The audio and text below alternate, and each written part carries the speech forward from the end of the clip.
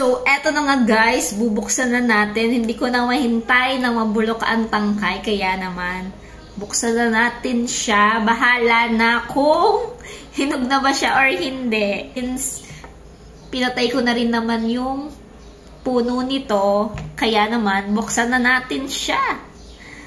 Ay! Guys, look. Wala siya matabang, pero mapula naman na siya. Tikman ko, ha? O, diba? Bango. Oh. Titikman ko. Hindi siya ganun kapula. Pero,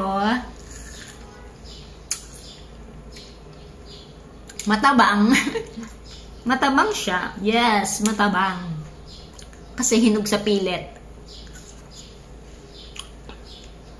Pero may konting tamis. Hoy! Okay na rin to.